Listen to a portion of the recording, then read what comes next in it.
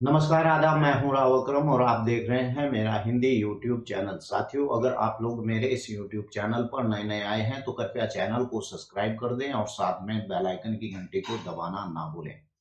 आज की इस वीडियो में हम जानकारी करेंगे कि अगर आपके पास सरकारी पट्टे की भूमि है और उसके ऊपर अगर कोई व्यक्ति कब्जा कर लेता है या फिर अभी जो भूमि के बारे में नया अपडेट आया है, यानी जमीन के बारे में, जमीन कब्जा कानून के बारे में जो नया अपडेट आया है उसके बारे में विस्तार से जानकारी करेंगे।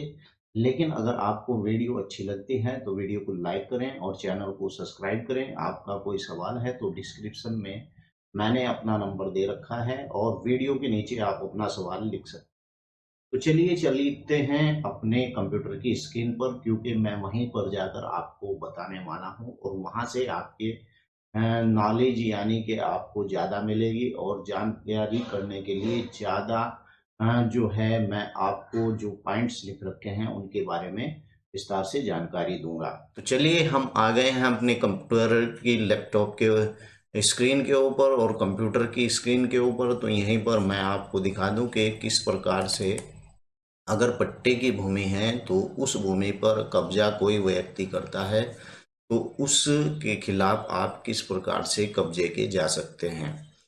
और साथ ही जानेंगे कि इस प्रकार की जो भूमि होती है, पट्टे की जमीन पर हो गया है अवैध कब्जा और भूमि अतिक्रमण कानून के तहत कर दें शिकायत तो मुआवजा मिलेगा और जमीन भी।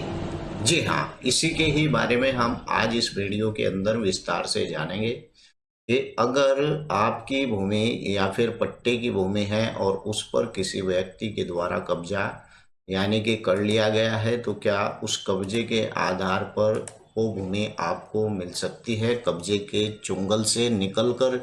अगर कोई व्यक्ति जमीन और उस पर अवैध कब्जा कर लेता है और भूमि अतिक्रमण कानून के तहत यानी कि शिकायत अगर उसकी कर दी जाती है तो उस व्यक्ति से आपको मुआवजा भी मिलेगा और जमीन भी वापस मिलेगी। वो कैसे मिलेगी तो चलिए विस्तार से जान लेते हैं।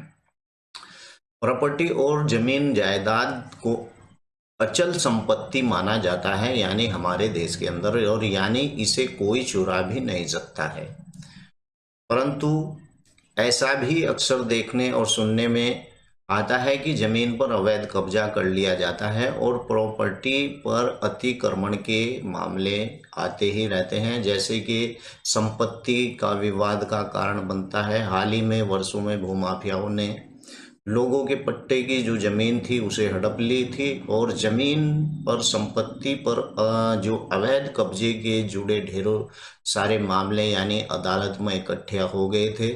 और कहीं पर भी आप जाइए कि वहीं पर आपको लगेगा कि भूमाफियाओं के द्वारा इस प्रकार की जो जमीन थी यानी कि जो पट्टे की जमीन थी उस पट्टे की जमीन को भूमाफियाओं के द्वारा यानी कब्जा कर लिया जाता है। और या फिर जिन लोगों को इस प्रकार के भूमि के पट्टे होते हैं, चाहे वो एससी और एसटी के लोग होते हैं, और उन्हें भूमि के पट्टे हो जाते हैं, हालांकि उन्हें बाद में उस भूमि के ऊपर मालिकाना हक भी मिल जाता है, तो वो इस भूमि को अपने पास नहीं रखते हैं। अगर ऐसी भूमि जो इन्हें पट्टे पर मिली हुई होती है तो इस प्रकार की भूमि वो औने पौने दामों में भूमाफिया ऐसे लोगों से खरीद लेते हैं। हालांकि सरकारी पट्टे को बेचने का अधिकार नहीं है।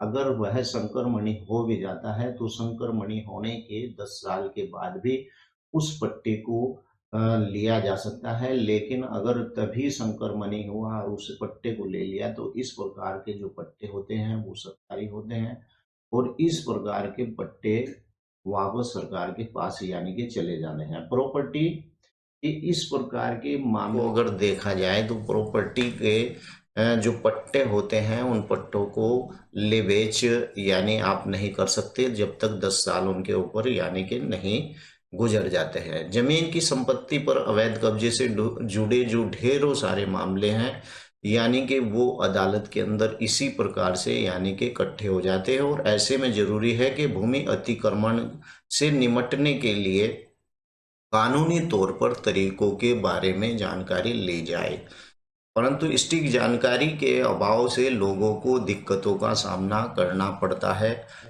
और उन लोगों को इस बात की जानकारी नहीं होती है कि अगर उनकी भूमि पर किसी व्यक्ति ने कब्जा कर लिया है तो उन्हें क्या करना चाहिए और क्या नहीं करना चाहिए। तो चलिए मैं इस वीडियो में स्पष्ट बताता हूँ कि इस प्रकार की अगर भूमि है जो आपकी भूमि है और वो पट्टे की भूमि है उस पर कब्जा कर लिया है तो क्या उस व्यक्ति के खिलाफ, भूमाफिया के खिलाफ क्या होना चाहिए। भारत में अतिक्रमण को अपराध माना जाता है और भारतीय दंड संहिता आईपीसी 1860 की धारा 441 भूमि एवं संपत्ति के अतिक्रमण पर लागू होती है। अगर कोई व्यक्ति इस कानून के तहत दोषी पाया जाता है तो उसे जुर्माना और जेल दोनों होती है। आखिर कैसे आप अपनी जमीन को जो अवैध कब्जे से यानी कि उसे हटा सकते हैं कि क्या है भूमि अतिक्रमण। पहले तो ये जानना बहुत ही जरूरी होता है। गलत नियत और जानबूझकर किसी की जमीन पर संपत्ति के कुछ हिस्से या पूरी प्रॉपर्टी पर कब्जा कर लेना यानी अतिक्रमण कहलाता है और देश में ज्यादातर मामले जमीन पर अवैध कब्जों को लेकर ही हैं और इसीलिए इसे भूस्वामी यानी कि जमीन खरीद के बाद उसके चारों ओर बाउंड्री वॉल और निर्माण करते हैं यानी कि साथ ही यहाँ पर मालिकाना हक को लेकर साइन बोर्ड भी लगाते हैं। आपने देखा होगा कि किसी भी बाउंड्री के ऊपर अगर वो किसी का प्लॉट है या किसी प्रकार की वो बाउंड्री है, बाउंड्री करा रखी है, अगर किसी व्यक्ति ने किसी भूमि को लिया है जैसे प्लॉट लिया है तो वो उसकी बाउंड्री करा देता है और वहां पर एक साइन बोर्ड लगा देता है कि ये फला व्यक्ति की भूमि है और इस प्रकार से पता चलता है कि इस भूमि का सही मालिक वही व्यक्ति है। यानी कि भूमि अतिक्रमण कानून भारतीय दंड संहिता 1860 की धारा 441 भूमि और संपत्ति के अतिक्रमण पर लागू होती है।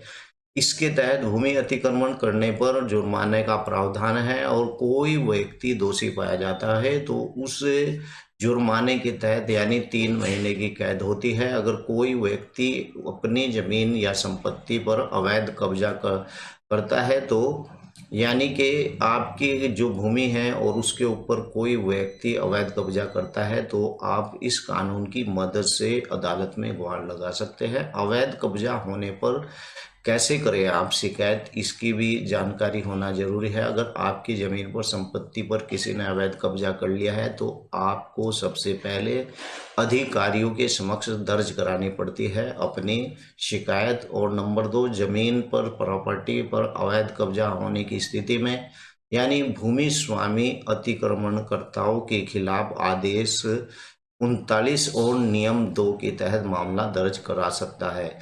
नंबर 3, कोर्ट में अर्जी दाखिल करने के बाद न्यायपालिका यानी कि अतिक्रमण पर रोक लगा सकती है और न्यायपालिका यानी कि अतिक्रमण संबंधित कानून के अनुसार मुआवजे का भुगतान करने का आदेश भी दे सकते हैं। मुआवजे की रकम की गणना मौजूद यानी कि जो भूमि मूल्य और स्वामी कोई भी हानि होने के आधार पर ही की जाती है।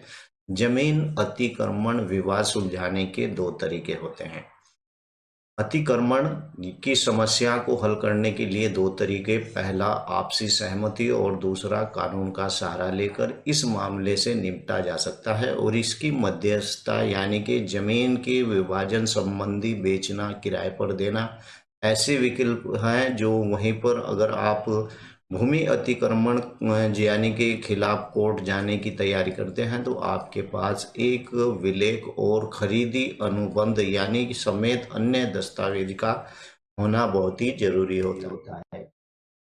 तो इस प्रकार से देखा गया है कि अधिकतर ग्राम पंचायत के अंदर भी और जगहों पर भी इस प्रकार के भूमाफियाओं के द्वारा यानी कि उस भूमि को कब्जा लिया जाता है। और अगर आपकी भी इस प्रकार की भूमि है या फिर आपने बेच डाली है तो बेच डालने का मतलब तो आप भी जेल जा सकते हैं।